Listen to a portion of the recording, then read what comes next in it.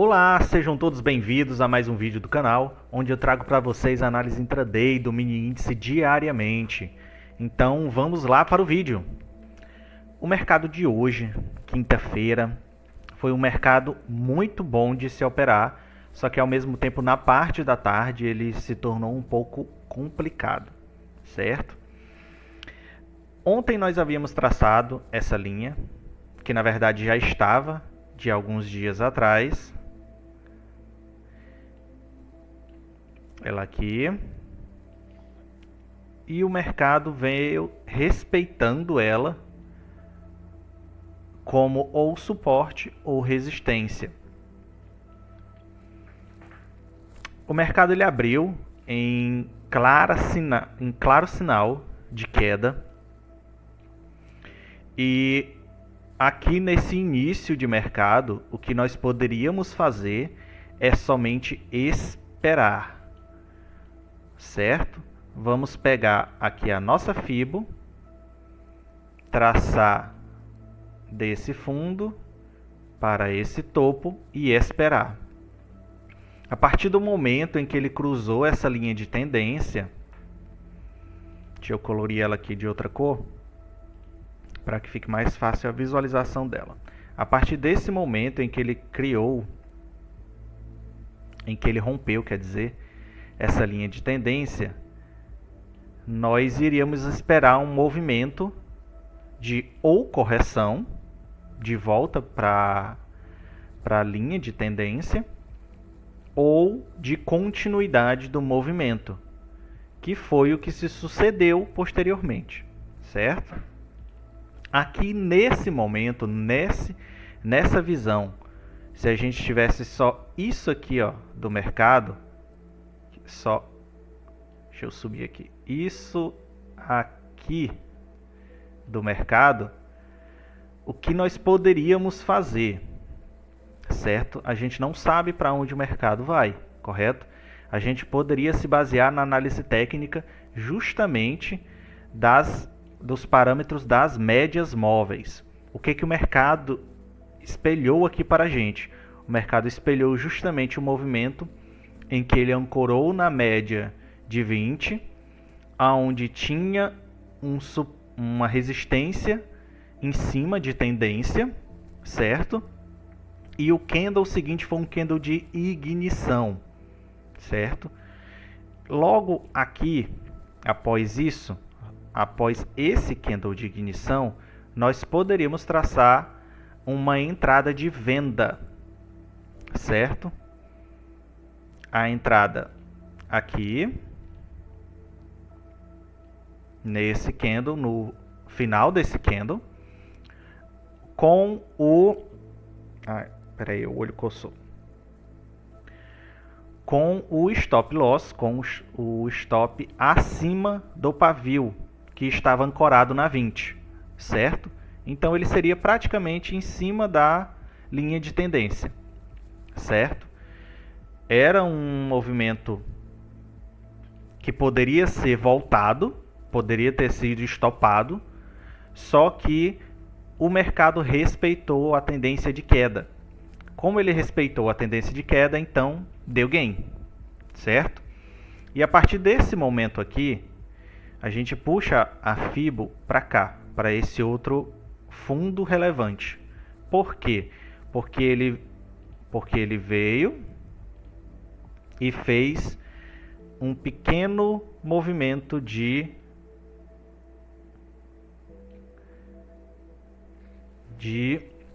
abertura, certo? Ele veio aqui, vamos traçar uma linha aqui. Essa linha de resistência foi fazendo fundos menores, certo? Esses fundos menores foram sendo respeitados e posteriormente, eu vou pintar ela aqui de outra cor também, vou pintar ela aqui de lilás e botar mais grossinha aqui. E depois desse processo de alargamento, ele tende a continuar o processo de queda, certo? Até onde a gente iria conduzir essa operação. Então vamos puxar aqui um zoom e vamos traçar novamente, fazer o espelhamento da nossa fibo. A gente vai pegar essa fibo e puxar ela para o primeiro alvo, que foi aqui. No meio do caminho, ele fez um pullback novamente na região justamente da linha onde nós havíamos traçado e também na média de 9, certo? Após isso, ele continuou caindo, o preço continuou caindo. E nós puxamos agora novamente para o segundo alvo, que foi aonde o preço foi, certo? Deixa eu diminuir aqui, que foi justamente aonde o preço foi. Quando ele chegou próximo aqui dessa região, eu cogitei sair antes de ele pegar o alvo. Por quê? Como eu havia falado no vídeo anterior, o mercado começou a fazer muito pavio de defesa. Ó, fez 1, 2, 3, 4, 5, 6, 7, 8, 9, fez 10 pavios de defesa, certo? E eu fiquei na dúvida se eu tirava a operação ou não. Geralmente quando isso acontece, eu vou conduzindo o stop sempre para a região seguinte. O meu stop, que estava aqui, na linha aqui, ó, de tendência, acima da média de 20, quando ele fez esse pullback, eu trago ele para cá, depois que ele rompeu.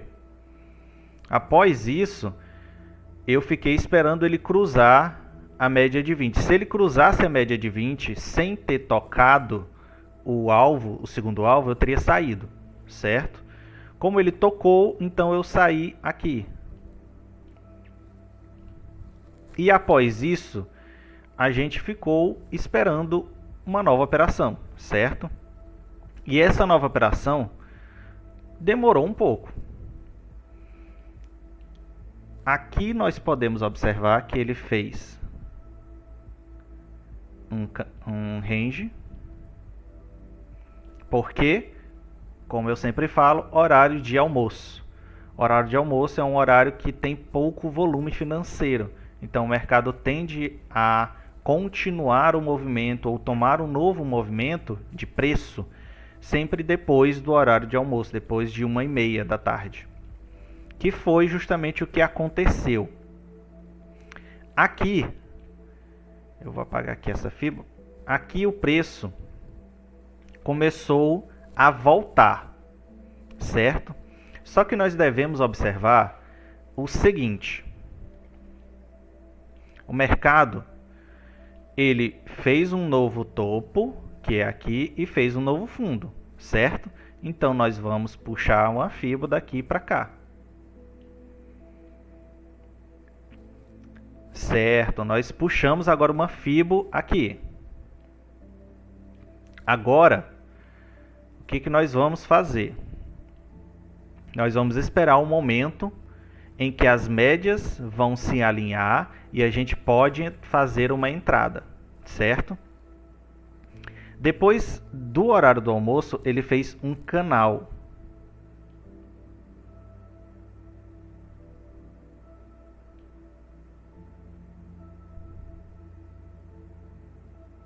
Aqui.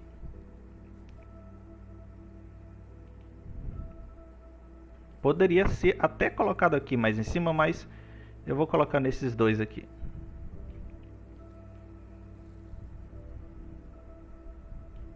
Aqui e aqui.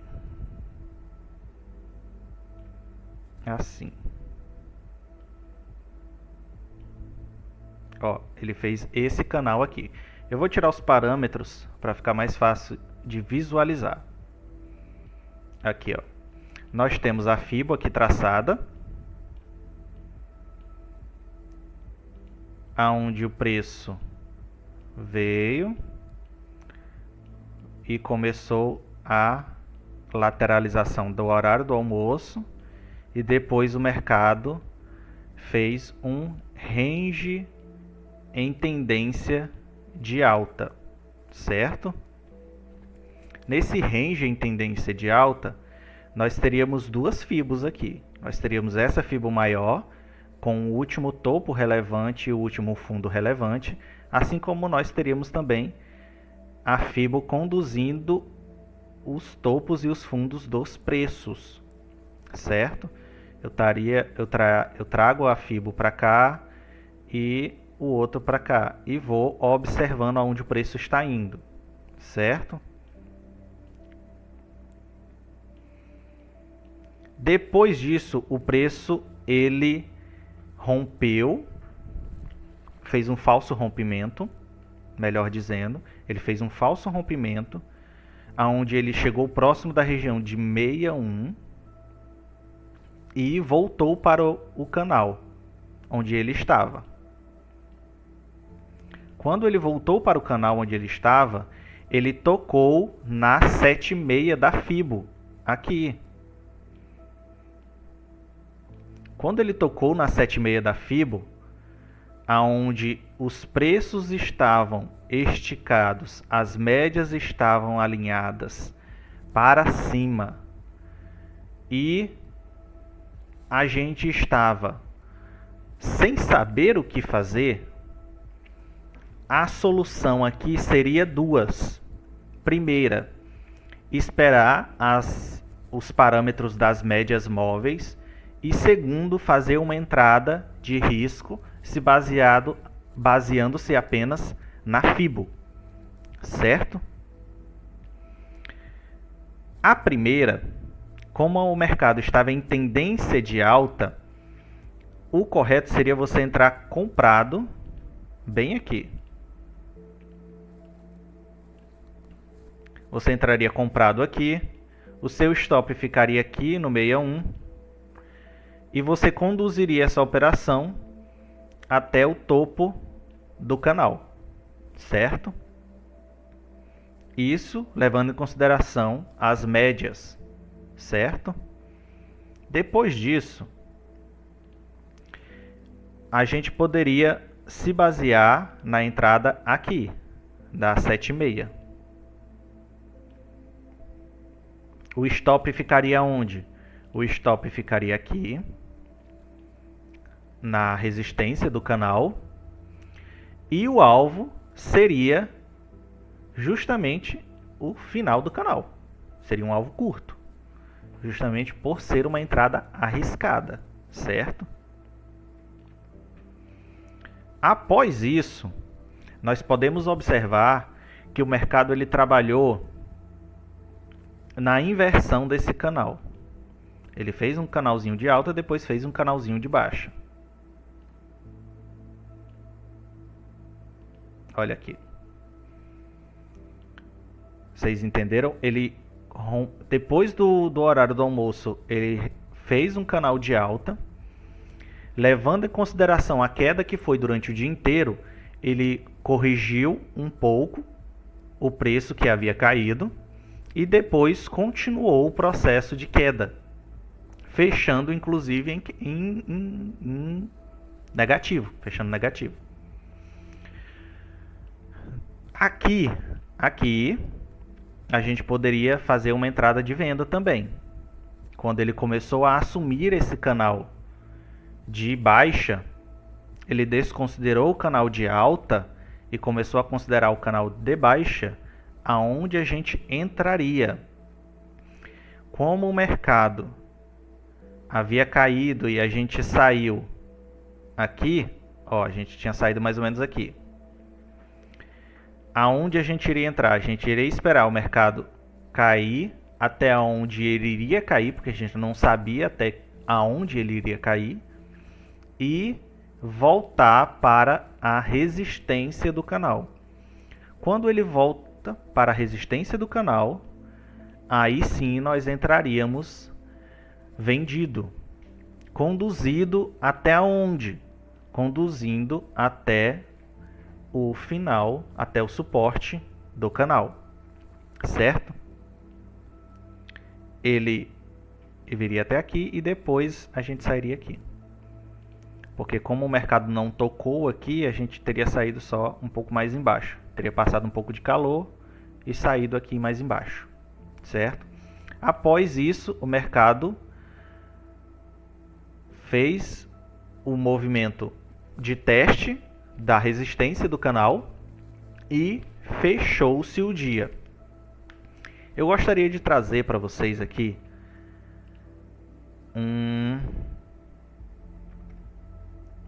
esse aqui, o input de 60 minutos.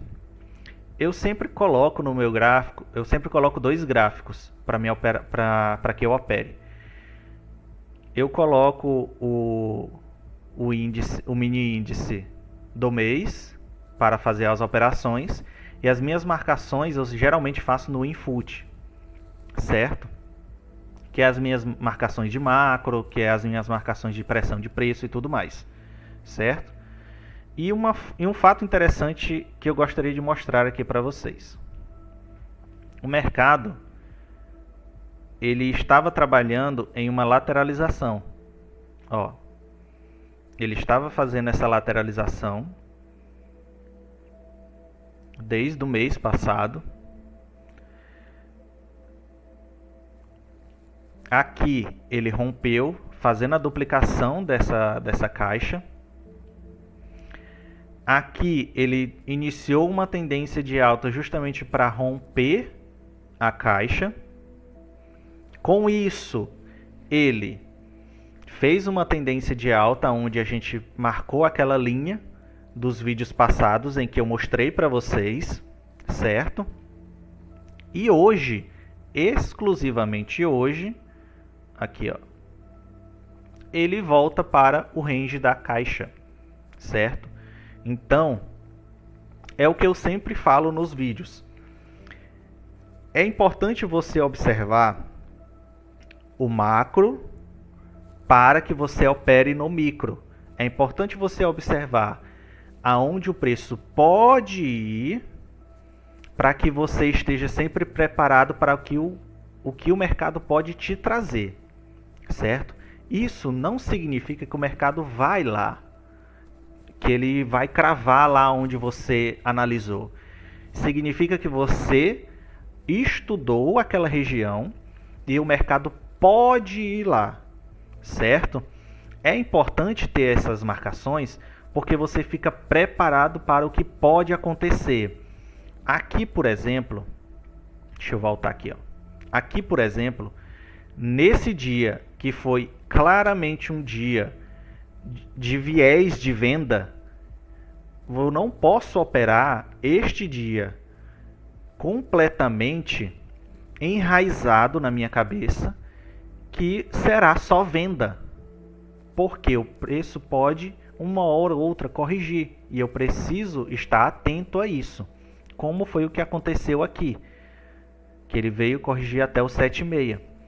Aqui a gente opera até a região comprado. Isso é fazer média para trás? Não. Isso é você estar adaptado, você se adaptar ao que o mercado está proporcionando naquele momento, certo? Inclusive, a respeito de fazer média para trás, eu sou totalmente contra. Nunca façam isso, que é um erro gigantesco, certo? Bom, eu gostaria de agradecer a presença de todos. Não se esqueçam de curtir, comentar e compartilhar com quem vocês gostam. Um abraço e até a próxima!